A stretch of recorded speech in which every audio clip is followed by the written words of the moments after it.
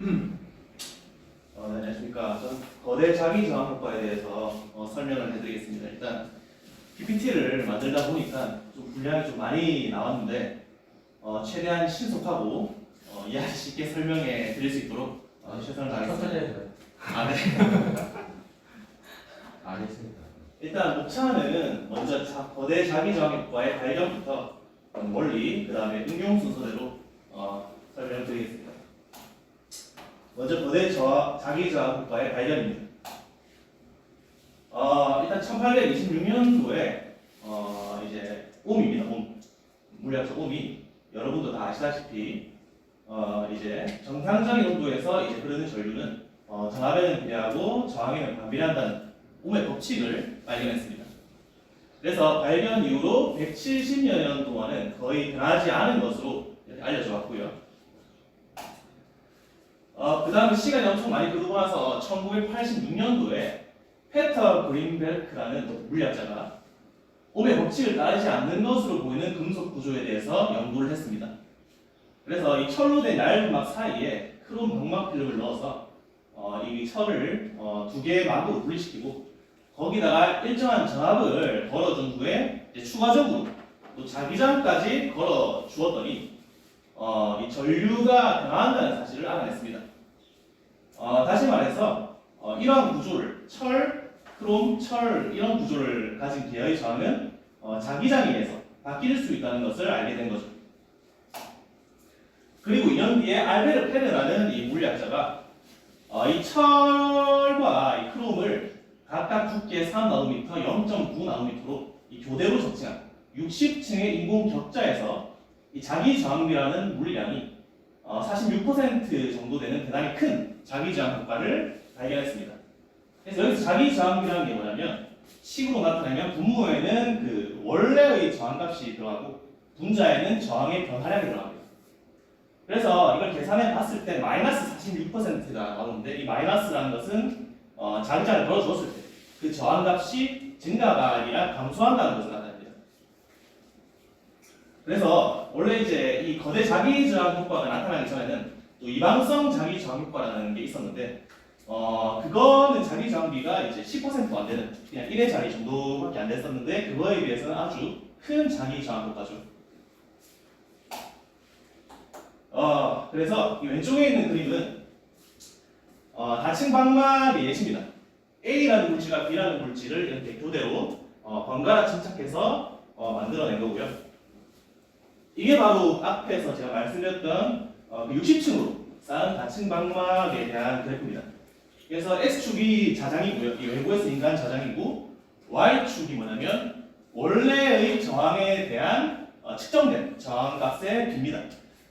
그래서 여기 보면 선이 3개가 있는데 제일 큰 선을 보면 이게 바로 철과 크롬을 60층으로 이제 쌓은 인공 격자입니다. 그래서 어떤 특정한 20 이상의 특정한 자기장을 충분히 가했을 때 이 저항값이 확 떨어지는 걸 볼 수 있는데 바로 이 저항의 차이가 이제 마이너스 0.46입니다. 그 다음에 그 위에 거 두 개는 이제 크롬의 두께를 좀 다르게 하면서 또 층도 좀 줄이면서 측정한 결과인데 이 0.46보다는 좀 작은 자기 저항비를 얻을 수가 있습니다. 그래서 이 현상은 하드디스크 드라이브의 헤드로서 응용이 가능하다는 예상을 하게 해줬고 그래서 여러 기업체에서도 주의를 기울이기 시작했습니다. 그래서 이제 여러 연구실에서 연구 경쟁에 박차를 가하겠고 그 결과 아주 큰 저항 변화를 일으킬 수 있다는 것을 발견했습니다. 그래서 이것은 이제 거대 자기 저항 GMR의 이름을 얻게 되었습니다. 추가로 이제 철과 크롬뿐만 아니라 코발트, 굽이라든지 이런 여러 가지 다른 종류의 적층 구조에서도 이 GMR 효과가 관찰이 되었습니다. 그래서 그 중에서 두께가 각각 1.04나노미터인 이 코발트와 구리를 15층으로 교대 적층한 인공 격자 같은 경우는 어떤 자기장을 가해주었을 때 상온에서 28%에 달하는 자기장비를 얻었습니다. 참고로 앞에서 보여드렸던 것은 상온이 아니라 4.2 켈빈이라는 아주 저온에서 얻은 값입니다. 그래서 이러한 그 거대 자기 저항 효과 발견에 대한 공로로 이 앞에서 말씀드렸던 이 두 사람이 동시에 노벨 물리학상을 수상했습니다. 참고로 이 두 사람은 동시에 연구를 한 게 아니라 각자 독립된 그룹에서 각자 연구를 수행한 물리학자입니다. 다음으로 원리입니다.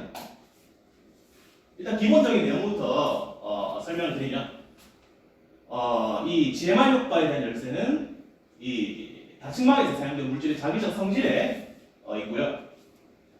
그래서 이 금속 내에 있는 원자에 있는 전자는 이 자기 모멘트로 알려진 작은 자기장을 만들어내죠.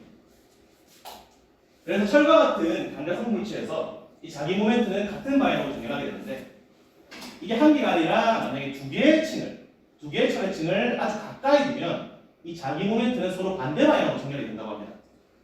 마치 그 어떤 책에서 참고한 바로는 나침반의 반이 반발하는 것과 같다고 하더라고요. 그래서 외부 자기장이 없을 때는 인간의 자기장이 없을 때는 이런 인접 강자성층의 자발저하가 서로 반평행한 상태가 되고 이것을 전문용어로 반강자성적 결합이라고 부른다고 합니다. 그래서 이 철과 크롬의 인분 격자에서는 강자성이 아닌 크롬층은 이 철층 사이에서 자기적 전원체와 같은 역할을 하고 이런 다층막에서 나타내는 이 GMR 효과는 측정 전류의 방향과 자장의 방향 간의 각도에 의존하지 않는 등방적 성질을 가진다고 합니다. 그러니까 각도를 어떻게 가하든 간에 이 GMR 효과가 무조건 일어난다는 이야기입니다. 그래서 자장을 가하면 그 방향에 상관없이 언제나 전기장이 감소한다. 즉 자기 전기가 무조건 음수가 나온다고 합니다. 그래서 이 그림에서 왼쪽에 A 같은 경우는 이 외부에서 인가 자기장을 걸어주지 않았을 때고 오른쪽은 인가 자기장을 걸어줬을 때 각각의 이 전류의 흐름을 나타내는 그림입니다. 그래서 A부터 좀 설명을 드리자면 먼저 인가 자장이 없는 상태는 이제 자발저하가 서로 아까 말씀드렸다시피 반평행 상태입니다. 한 개는 오른쪽 왼쪽 번갈아가면서 나타나고요. 여기에다가 이제 전류를 흘렸을 때 일단 많은 부분은 우선적으로 이 전기 저항이 낮은 이 비자성 국제층을 흐르고 이 전류를 담당하는 전도전자는 이제 스핀을 두 가지를 가질 수 있습니다. 업스핀과 다운스핀 두 가지를 가질 수 있는데 여기서 업스핀이 이야기하는 게 뭐냐면 바로 나중에 인가 자장을 걸어줄 텐데 그 인가 자장과 같은 방향의 스핀이고 다운스핀은 인가 자장의 반대 방향의 스핀입니다. 그래서 이 전도전자가 어떤 스핀을 가지더라도 업이든 다운이든 상관없이 이 한두 층의 자성층을 진행하다 보면 비슷한 확률로 이 스핀 방향과 반대쪽으로 좌화되어 있는 자성층을 만나게 되겠죠. 이게 왼쪽 오른쪽 번갈아가면서 나타나니까. 그래서 이때 스핀 방향과 이제 반대쪽으로 좌화되어 있는 자성층을 만나게 되면 이게 산란이 됩니다. 산란이 된다는 것은 저항이 커진다는 말이죠. 근데 만약에 외부 자장을 걸어주게 되면 그게 증가하면서 좌 반전이 일어나고 결국은 이 외부 자장과 같은 방향으로 전부 다 자발자가 평행하게 바뀌게 됩니다. 그러면 이 다운스핀 같은 경우는 아까처럼 마찬가지로 그 방향이 반대니까 산란이 일어나는데 업스핀 같은 경우는 이 방향이 똑같기 때문에 산란을 받지 않고 평균 자유이동 거리만큼 진행을 합니다. 그 결과 이 전체적인 저항은 아까보다 훨씬 줄어들게 되겠죠. 산란이 줄어드니까. 이것처럼 스핀 방향과 자성층의 좌화 방향에 따라서 산란의 정도가 차이가 나는데 이것을 또 전문용어로 스핀 의존 산란이라고 한다고 합니다. 그래서 이거는 책에 있는 그림이고요. 또 논문에 있는 그림인데 똑같은 그림입니다. 이것도 마찬가지로 이제 외부 자장이 없을 때, 인가 자장이 없을 때는 산란이 모든 곳에서 다 일어나고 인가 자장이 있을 때는 이 방향이 좌 방향과 반대인 스핀을 가진 전자만 산란이 일어나는 것을 볼 수가 있습니다. 추가로 여기 람다가 디제로보다 크다가 나와 있는데 이 람다가 의미하는 게 바로 그 평균 자유이동 거리고요. 디제로가 뭐냐면 강자성체 층간의 이 거리입니다. 그래서 이 디제로보다 이 평균 자유이동 거리가 충분히 커야 이렇게 산란이 활발하게 일어날 수가 있고 산란이 활발하게 일어나야 이 GMR 효과가 두드러지게 나타납니다. 그래서 이때 A인 상태, 인가자장이 없을 때의 전체 비저항을 로우 AP라고 하고 이때 전부 다 평행이 된 상태, 이때의 전체 전기 비저항을 로우 P라고 한다면 자기 저항비는 뭐 이렇게 아까 전에는 저항으로 풀겠지만 이렇게 비저항으로 풀게 하면 이렇게 구할 수 있습니다. 역시 이제 원래의 비저항, 분의 그다음에 비장의 변화량인데 원래 비장이 바로 자장을 가기 전이니까 이때가 되는 거고 변화량은 여기서 이걸 뺀 거겠죠. 근데 저항값이 작아지니까 이건 전부 다 이제 음수가 되겠죠 전체. 그다음에 조금 더 깊이 들어가면 이 스핀과 자성층의 자아 방향이 같을 때의 전기 비장을 로우 업업이라고 하고 반대일 때를 로우 업다운이라고 한다면 이것도 당연히 반대일 때는 산란이 되기 때문에 저항이 크겠죠. 그래서 두 값이 다릅니다. 그래서 앞에서 보여드렸던 자기 저항비를 이 로우 업업과 로우 업다운으로 표기를 할 수가 있습니다. 어떻게 하냐면 이렇게 유체 모형으로 병렬장의 등가래로를 그리고 이걸 이용해서 구할 수가 있습니다.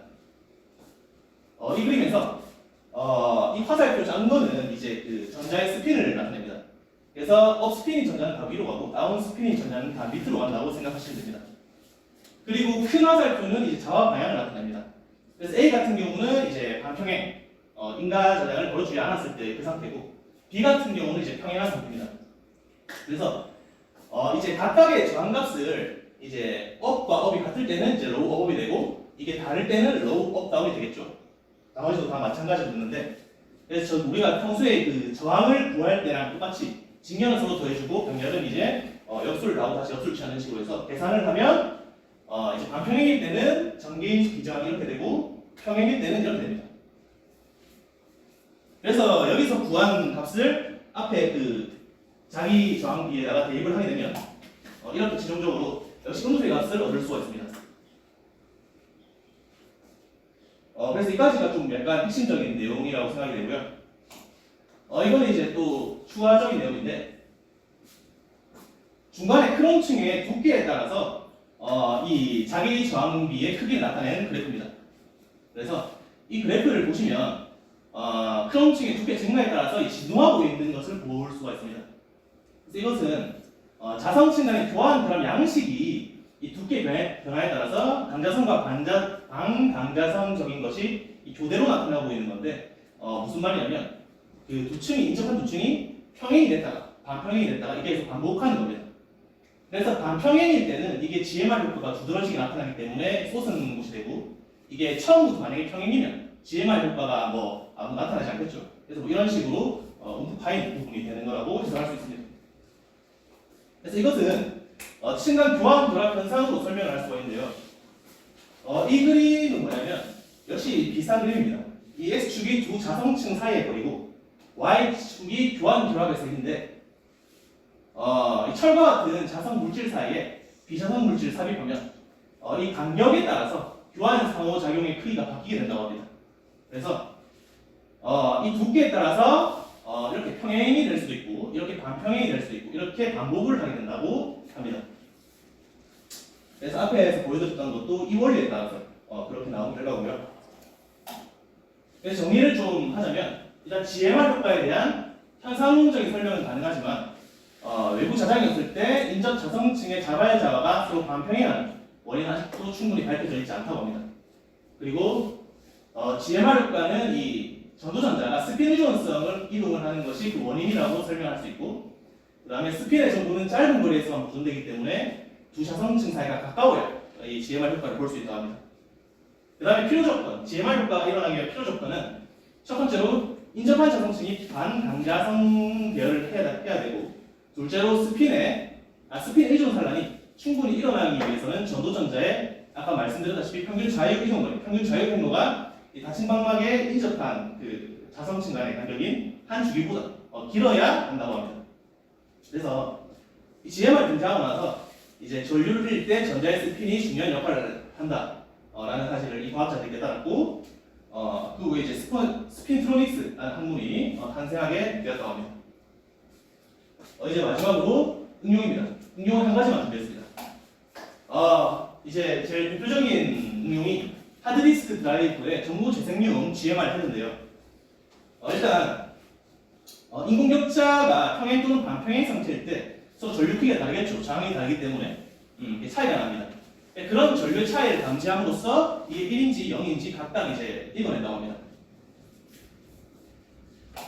그래서 자기장의 작은 변화에도 저항이 크게 달라지죠. 이 거대 자기 저항 효과는 앞에서 말씀드렸던 그 전에 있었던 이방성 자기 저항 효과와 다르게 더 저항이 크게 달라지기 때문에 그만큼 정밀하게 하드디스크를 만들 수 있다고 합니다. 그래서 GMR 패드를 보면 이렇게 두 개의 강자성층인데 여기서 이제 화살표가 있는데 빨간색과 초록색이 각각 강자성층입니다. 가운데가 이제 뭐 크롬 같은 그런 비강자성층이고요. 이렇게 스핀 밸브 구조를 사용한다고 합니다. 그래서 위쪽에 있는 강자성층은 이 자기의 방향이 고정이 됩니다. 이게 안 바뀌는 구조고요. 이 위에 파란색의 영향을 받아서 이게 고정이 된다고 합니다.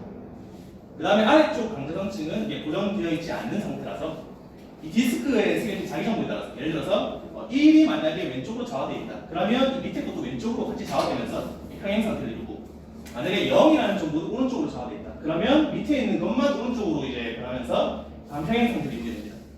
그래서 이런 식으로 자기 방향이 달라진다고 합니다. 그래서 최종적으로 만약에 같은 방향이 되면 이 GMR 효과 때문에 이 저항이 작아지기 때문에 흐르는 전류가 많겠죠. 그래서 마치 밸브를 연 것 같은 그런 느낌을 나게 할 수 있고, 그 다음에 반대 방향이 되면 저항이 커지니까 마치 밸브를 잠근 것 같은 그런 역할을 하겠죠. 그래서 그 저항의 그 전류의 크기를 감지함으로써 이렇게 이게 전구가 1인지 0인지 감지를 한다고 합니다. 네, 방금 제가 말씀드린 내용입니다. 그래서 이 참고문이고 발표를 마치도록 하겠습니다.